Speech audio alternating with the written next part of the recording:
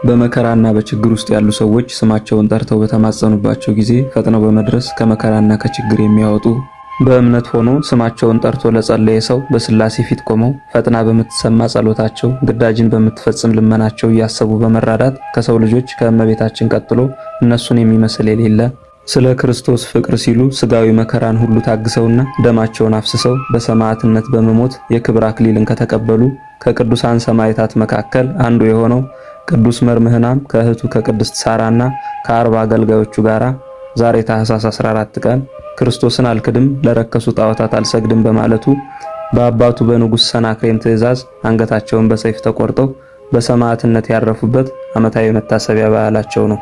ይህም ቅዱስ ከዕለታት በአንዱ ቀን ለአደን ሲወጣ መልአክ ተገልጾ ወደ አባ ማቴዎስ እንዲሄድ አዘዘው። አባ ማቴዎስም የሃይማኖትን ትምህርት አስተማረው። ከእህቱ ከቅድስት ሳራና ከ40 አገልጋዮቹ ጋርም አጠመቀው። ሰውነቷ በለምጽ የነደደች ቅድስት ሳራም ከተጠመቀች በኋላ ተፈወሰች። ከብዙ ጊዜያት በኋላም ንጉሥ አባቱ መንግስቴን ውረስ ብሎ ወደዚህ ቅዱስ ላከ።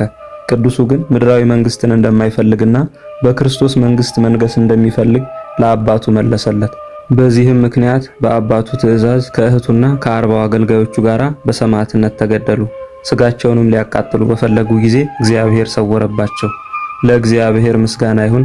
እኛንም በቅዱስ መርምህናም በቅድስት ሳራና በ40 ሰማዕታት ጸሎት ይማረን ይቆየን።